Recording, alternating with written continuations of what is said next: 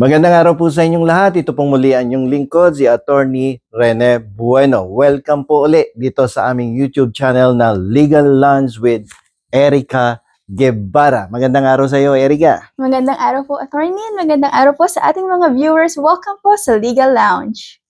Okay, so ngayong episode na to, ito actually yung pangalawang episode natin, di ba? Second episode na, Attorney. Okay, dito naman pag-uusapan natin yung tungkol sa Germany Work and Study Program. At makikita natin dito yung medyo may kaibahan to ng konti sa Spain Work and Study Program, Erica.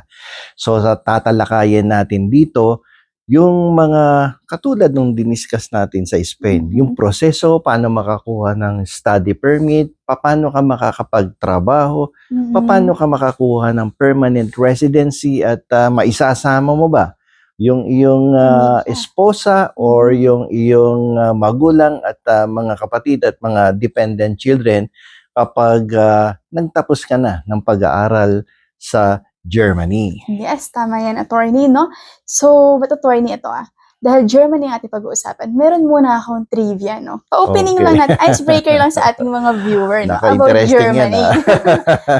Paborito mo ba ang hamburger, Attorney? Oo, it's either McDonald's or Jollibee. Madalas tayo dyan. Meron pang preferred na brand siya, May brand, may commercial, baka naman. Oo. Okay, alam mo ba, Attorney, na itong favorite nating mga Pinoy na hamburger, no? Hindi talaga siya nanggaling sa Hamburg, Germany. Talaga? Attorney, katunog lang kasi eh. Kasi kala ko pag hamburger, diba? it's either McDo, Burger King, or Jollibee. Yes. So, it is believed nga po na it came from Hamburg in northern Germany. Pero, nabudol tayo, Attorney, kasi giniling na karne lang talaga yon. Talaga? Yes, hindi po siya yung beef patty na akala natin, no? Na sarap tayo. So, nabudol tayo doon, Attorney. Grabe, so, diba? giniling lang pala yan. Yes, giniling lang siya talaga. At ako naman may konting joke sa'yo. Sige, Sige, tatanungin kita. Okay. Ano sa German ang soft drinks? German, soft drinks. Oo, soft drinks ng German. Mahirap yan, Attorney. Hindi ako nag-aaral ng German. Alam nyo ba kung ano ang tawag sa German sa salitang soft drinks? Sprite! Naku, kami din, Attorney. At sa kotse naman, ano ang tawag mo sa kotse pagdating sa German language? Kotse naman. Kotse. Sirit? Sirit na lang tayo. Sa kotse, sa German language, Volkswagen. Grabe, opening natin na sana hindi makornihan yung mga viewers, baka hindi na bumalik sa channel natin, Attorney. So, ayan lang po, pagpasensyahan nyo na po ang aming konting biruan ni Attorney. Ang mga corning jokes. Pero now, Attorney, na sige, sa seryosong part na po tayo, seryoso. no? Let's go to the exciting part ng studying and living in Germany. Okay. So dito, Attorney, sa ating Facebook page, meron tayong mga natanggap na mga nagbabagang katanungan. Wow, nagbabaga. Yes. So umpisahan po natin, Attorney, kay Miss Maria. Okay. So Ma'am Maria po wants to know, what are the most in-demand fields of study for international students in Germany? Alam mo tong Germany is well known for tech hub to eh. So ang highly in demand professions dito is number 1 ngayon, yung artificial intelligence. Yan, ang AI. AI, siguro hindi lang naman sa Germany to eh, maging sa ibang bansa, pero dito highly in demand to, at dahil kilala niyo naman ng Germany bilang isa sa one of the strongest economy promoting this technology sa artificial intelligence. Pangalawa yung engineering. Yan. At madaming pangangailangan ng bansang Germany sa field of engineering at computer programming. At syempre, hindi mawawala dito yung business administration, culinary arts, syempre. Kaya nga naunang nakilala yun sa hamburger. Yes. Okay. So, culinary arts and other fields like science, technology, engineering, and mathematics. Pag yung STEM na yan, highly in demand yung profession na yan sa Germany. So marami pa rin naman choices ang ating mga Maraming students. choices, no? Pero nga dahil sa napaka-advance ng ating technology ngayon, number 1 yung artificial intelligence. Talaga. So, 'Di ba, yung mga nakaraang linggo, medyo nagkaroon ng issue sa isang, video, 'no, involving a government official na pinalabas na siya yung nasa video pero hindi pala, Yes. kinlone lang yung mukha. Ang dami ng ganyan, attorney. Kahit sa Oo, mga online shopping oo, platforms, ginagamit ang mukha ng mga artista. oo. Kunwari nag-e-endorse. At alam mo sa artificial intelligence pala, i-insert mo lang dun sa AI, app yung, Mm. mukha mo at, yung, boses at, bigyan mo sa prompt ng iyong script, i-improve nila, edit nung, AI Mhm. at, bahala na si AI para Yun na yun. magsalita. Like for instance, in this program, 'di ba, this episode, Mm. insert lang natin 'to sa AI at, bahala na si AI Mm. mag-umpisa at magtapos ng ating episode. Grabe Yan, na ang ganyan technology, ka-advance ang ganun na technology, ka-advance 'no? oo. Kaya Puwede na tayong palitan talaga. oo, mapapalitan tayo ng di oras at tayo mawawalan Oo. ng hanapbuhay. Okay, so yun po ang mga available programs na Mm, from Germany. So next question po, attorney, is from Mr. John po, no? mm. Ang question po ni Sir John is, how does the cost of living po in Germany compare to other European countries? Alam mo sa Germany, napakataas na talaga ng, cost of living Mm. dito. But the good thing about it is that being the very, actually siya yung strongest economy in the whole of, the Schengen countries sa Mhm. European Community. Pero dahil mataas nga yung cost of living, may kapalit yan, Mhm. Nakakapagbigay yan ng magandang, minimum salary diyan, napakataas. At, one of the best healthcare providers ang, Germany. Germany. Ang healthcare, benefits nila diyan considered as the best, 'no? Pumapantay yan sa Espanya. At ang kanyang mga education benefits, napakaganda. Free education. Like for instance, dito nga dinidiscuss natin yung study and work program. Sa international students, alam mo ba, Erica, na kapag ikaw ay nakapag-aral ng German language, naging proficient kayo sa German language, yung university and masteral programs, you can get it for free. Di ba, Grabe, nung attorney, diniscuss no? natin sa last episode sa Spain, 80% will be 80% shouldered by covered ng the ano, government, yes, 20% lang 20% ang ang problema babayaran ni mo. student. Since tong Germany ay napakaganda ng ekonomiya, considered as Oo. number 1 in Europe, you can get it for free. Whether Grabe it's bachelor's naman. degree or masteral degree, libre ang edukasyon sa Germany on the condition Ano ang na kondisyon, attorney? proficient in the German Yan. language. Kailangan lang nila mag-aral ng German Di ba ang ganda? language. So ano ngayon, Erica, gusto mo pa ba sa Spain o sa Germany? Parang nahihirapan ako, attorney. Ang dami ko ng option. Dumadami ang Oo nga option, eh. di ba? Ang Maganda ganda. ang offer ni Germany, no? Mm-mm. So for our next question naman po, attorney, from Miss Alex. Mhm. She wants to know po, what are the job opportunities for international graduates in Germany? There are so many employment opportunities in Germany.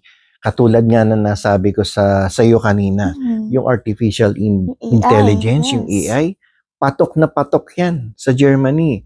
Kung graduate ka naman ng information technology, computer science, engineering, lalo-lalo na pagdating doon sa may kinalaman sa renewable energy, yung mga pagtatayo ng solar power plant, ng hydro, and yung windmill, highly in demand dyan sa Germany, at yan ang hinahanap nilang mga professionals sa Germany mismo, at hindi lang actually sa Germany, no, sa the whole of the European community. At kung dito ka magtatapos sa Germany, Erica, alam mo, your employment opportunity is not limited to Germany. Lahat ng Schengen countries, pwede ka magtrabaho. Pwede ako mag-explore sa lahat ng country Lahat na yan. There are 27 Schengen countries. Anywhere in these Schengen 27. countries. O pagka-graduate mo sa ng isang Germany, country lang. hindi ka limited. Yung nakagandahan doon, attorney, no? Parehas din sa Spain. Yun ang kagandahan. So, like other countries sa Canada or kaya sa USA or Australia and New Zealand na pinopromote din naman natin, ang kagandahan dito sa Germany and Spain, you are not confined to one One country. country or territory. You can get out of Germany, you can get out of Spain and travel to these 27 other European countries and work and live there. Maganda Di ba? pala, attorney. At least may experience mo saan ka talaga yung gusto mo na Oo. talaga mag-settle, no? Palagay mo, gusto ko Oo. maraming chocolates. Lipat ka na naman Lipat muna. ako ng Oo, Switzerland. Switzerland. Di ba? Gusto ko doon sa may Eiffel Tower. Sa France naman. Punta ka sa France na kung Yes. saan ginanap ang Paris Olympics. Yes. Tama ba? Tama po. Di ba?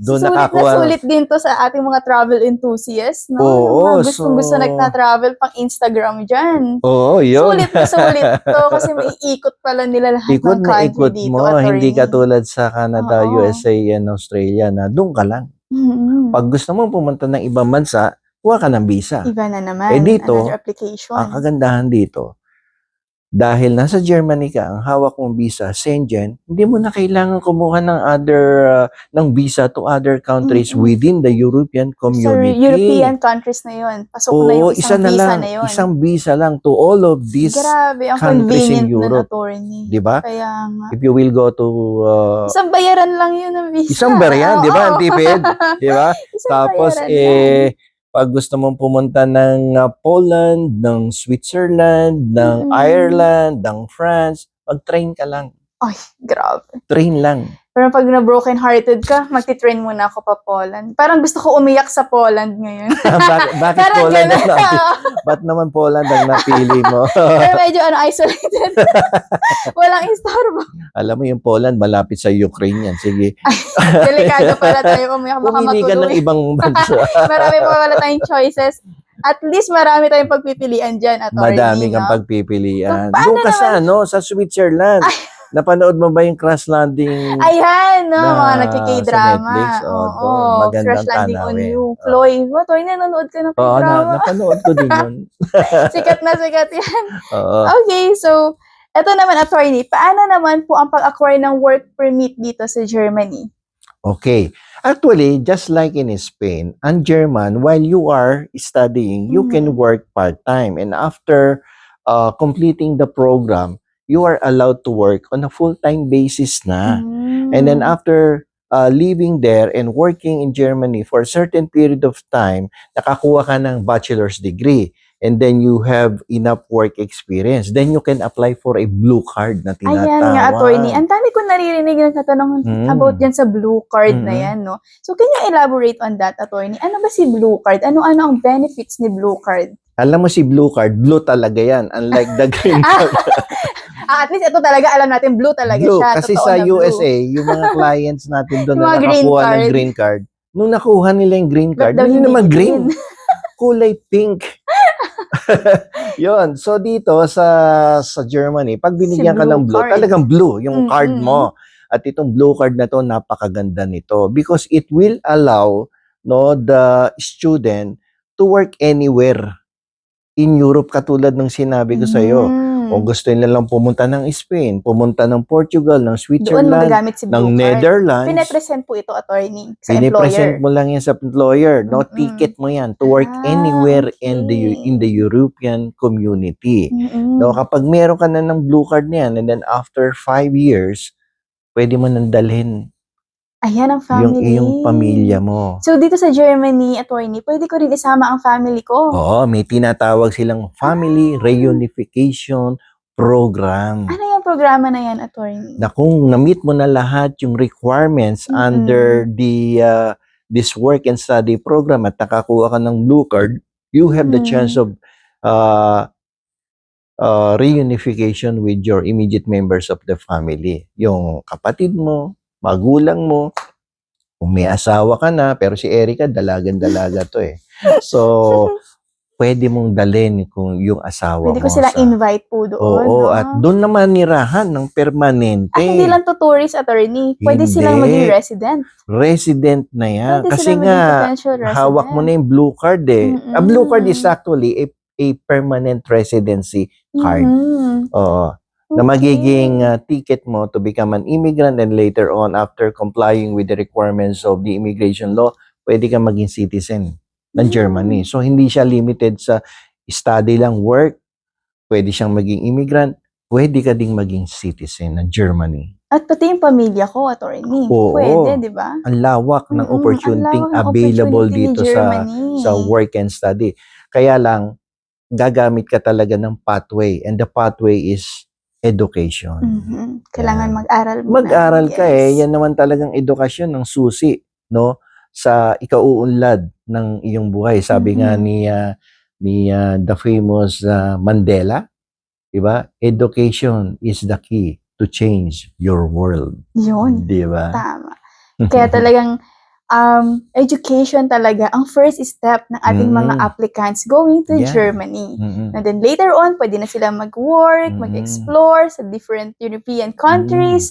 Then, sama na yung pamilya ninyo. Diba? So, ganun lang, no? Ang ganda. Ang ganda ng offer ni Germany sa atin. So, next question naman po dito, attorney, coming from Miss Sarah. What are the chances daw po? Ibang Sarah yan, baka yung Sarah. Ay, Sarah. Sinong Sarah? Sarah, munting prinsesa ito, attorney. Yung nagbabalot po ng patatas. So, Miss Sarah here po, attorney, wants to know, what are the chances of obtaining permanent residency after working in Germany for a few years? So, parang medyo sinagot na ba natin to, attorney? Sinagot na natin yan kanina, ating, yung pagkuha ng blue card, no? Yun ang proseso para maging immigrant ka sa Germany. After living there for a certain period of time, then you will be given the opportunity to bring along with you your immediate members of the family. Yes. Okay. So, siguro discuss na lang natin, attorney, sa ating mga viewers. Paano rin kaya ang pamumuhay dito sa Germany? Yung lifestyle, meron din bang work-life balance na laging hinahanap ng ating mga millennials? And of course, yung quality of life po in Germany, paano natin ito makukumpara po dito sa Pilipinas? Alam mo, pagdating sa work-life balance, ang Germany, binibigyan ng emphasis yan. Hindi lang work ng work, no? Meron silang binibigay na bakasyon sa bawat manggagawa. Enough for you to relax, no? And then, maging stress-free in the meantime. Siyempre, sa abroad naman, talaga pag sinabing trabaho. Talaga, no? Pero after a certain period of working in a year, meron sila dyan at least 1 month vacation wow, leave. 1 month yun, attorney, vacation leave. With pay yan. Kita nyo, hindi lang puro eyebags ang makukuha natin dito sa Germany. With pay pa. Tapos, yun, ang healthcare nila dyan. Number 1 din katulad ng Espanya. So, sinasagot ng gobyerno kung sakasakaling magkaroon ng mga sakuna at disease na hindi mo naiwasan. So, yung healthcare program nila will provide, no, for the expenses. May financial support coming from the government. Grabe, so kahit mag-isa ka lang, attorney, di ba? Hindi mo na isipin na sino kaya mag-aasikaso sa akin, ganyan. Paano kaya yung mga gamot ko? Hindi mo poproblemahin doon. Basta covered ka ng healthcare insurance mo sa Germany. At ang healthcare insurance sa Germany, mandatory yan. And then, provided yan ng so, lahat talaga ng nandoon. Lahat yan meron. Automatic, may healthcare, ano ka? May healthcare card yan. Napapakita mo lang. Sagot na ng gobyerno yan. Nice. Okay, napakaganda sa Germany. Tayo sa discussion, no, ng German universities. Okay. So, what are the general admission requirements po para sa ating mga international students? So, sa international students, siyempre requirement for you to be accepted in a university in Germany, yung knowledge about the German language. So, dapat German may naiintindihan ka na. For admission sa university, dapat at least yung B1 class ang makuha mo para ikaw ay tanggapin ng isang university sa Germany. So, pero may mga ano ba to, attorney? Mga specific admission tests or exams po para sa ating mga international students? Yeah, may mga examination yan. So, may mga partner schools tayo sa Germany na kung saan nag-o-offer ng special courses for German language for a few months' time. And then after your graduation, there will be an assistance coming from the school for you to take the examination, no, to pass the German language. And after passing the German language test, then you will also be assisted, no, to get admitted sa mga university sa Germany. Okay. So, attorney, dito po, meron po bang mga magaganda o mga renowned na university na kilala na po sa Germany na pwedeng i-explore ng ating mga international students? Actually, sila yung yung mga universidad Mhm. sa Germany, sila yung considered as world class eh. World-class education system World-class talaga. education system Mm. at marami tayong partners diyan. Ang madalas kong matandaan kasi nakapagpadala na tayo ng estudyante dito, Mhm. yung UE.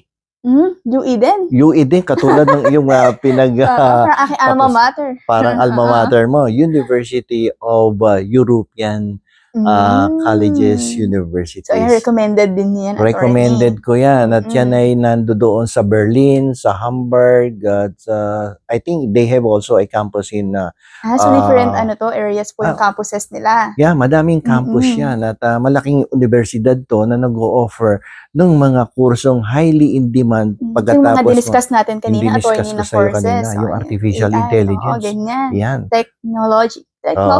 Oo, yan. Yeah, mga about anything related to technology nasa Oo. Germany. Okay. Oo, yan. So, dyan, madaming kursong magaganda dyan. Okay. So, para naman po ang expected budget na ipe-prepare ng ating mga students? Ano po kaya ang dito, expected na tuition fee? Ang tuition fee, ay ang tuition fee dyan almost the same as in Spain. Nagre-range siya ng 10,000 euro, meron nag-o-offer ng 12, merong 8,000, merong 6,000 euro per year. Pero iba pa yung sinabi mo, attorney, kanina na pwede silang makalibre pa, di ba? Yung nag-offer ng free. Ang kagandahan kasi sa Germany, it is not that expensive. Affordable ang education dyan. Kaya nga nakakapagbigay pa yan ng libre. Ang basis, discussion kanina, the strongest economy in Europe. Kaya medyo affordable ang tuition fee at nagbibigay pa ng libre provided nga mahusay ka na sa pananalitang German. So, kailangan lang talaga nila yung proficiency po sa German language. Hindi ko lang alam, Erica, nung panahon na 18th century, nung panahon ni Jose Rizal. 18th century pa yun, 18 ano ba yun? Oo, pati mga nuno natin, wala pa yan. Wala pa tayo niyan. Okay, alikabok pa lang tayo during that time. Alam mo, si Jose Rizal kasi, sa kaalaman ng ating mga subscribers at viewers, ay nag-aral po sa Germany. Bukod sa Espanya, nagpunta po yan sa Germany, doon sa Heidelberg. Wow, Heidelberg. Diyan siya nag-aral ng 2 taon, 1885 or 1887? 1885. So, 2 years siya nag-stay sa Heidelberg. At diyan sa lugar na yan, habang nag-aaral, si Jose Rizal, diyan niya tinapos ang kanyang mga famous novels. Yung libro niya. Anong libro yon? Erica, kung natatandaan mo, meron ka bang Noli Me Tangere? Yes, meron po. El Filibusterismo. El Filibusterismo. Alam mo, diyan niya tinapos yan. Yung El Filibusterismo, diyan niya tinapos ang pagsusulat ng libro na yan. At ang kanyang naging inspirasyon ay yung environment. The scenic view ni Germany. Sa Heidelberg, alam mo, ang daming magagandang puno, bulaklak, diyan sa Heidelberg, and it is a very romantic place na kung saan na marites pa si Jose Rizal dyan na nagkaroon ng kasintahan. May chismis ka pang ganyan, attorney. Oo, yan yung mga untold. Given na 18th century yun nangyari. Hindi ho tayo nabuhay nung unang panahon. Pero yan yung chismis umabot na 21st century.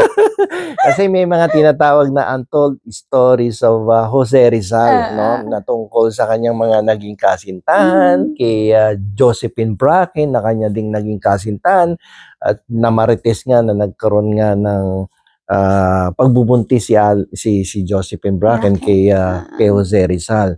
So marami tayong marites na kwento dyan tungkol kay Jose Rizal, pero ito lang ang ating lilimitahan natin dito sa Germany dahil nga sa ganda ng lugar sa Germany at sa ganda ng edukasyon, yung kalidad ng edukasyon. Biro nyo, ang dalawang bansang pinili ng ating national hero ay walang iba kundi Espanya at Germany. So, kaya natin pinopromote yan dahil yung kalidad ng edukasyon sa lugar na to at yung very romantic place na pinili ni Jose Rizal. Baka yung mga single umuwi na may jowa na. May jowa na.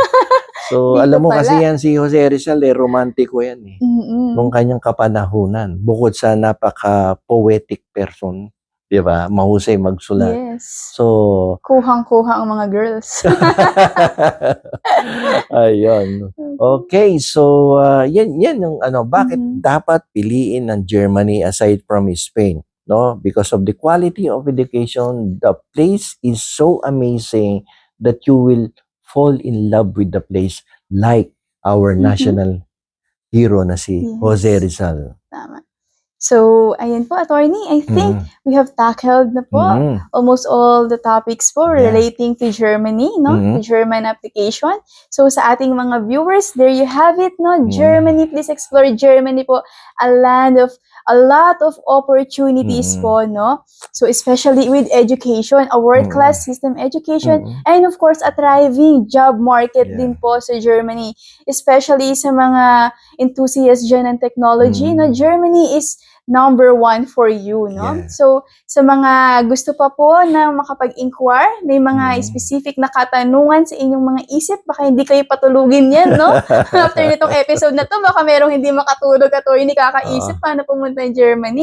Huwag po tayong mahihiyang pumunta sa aming opisina dito po sa Pasig and mag-set lang po ng appointment with Attorney Bueno para po masagot po ng tumpak ang inyong mga katanungan. Kasi bawat katanungan, depende yan sa circumstances ng aplikante na may intention talagang pumunta sa Germany. So, different people, different answers. Yan. At syempre ito, attorney, education yung pinag-uusapan natin dito eh. It is really an investment po na hindi lang sa ating mga sarili, kundi pati natin sa kinabukasan natin, no, for our future. So, very important topic, no? Napakaganda ng episode natin na to, attorney. We have opened different opportunities for our viewers. So, once again, maraming salamat po. And this is the Legal Lounge with Attorney Bueno and Erica Guevara. So maraming salamat po. Ito pong muli ang inyong lingkod, si Attorney Rene Bueno. Hanggang sa susunod na episode with Erica Guevara. Okay, don't forget to like and subscribe our YouTube channel for more informative contents. Thank you! Maraming salamat po.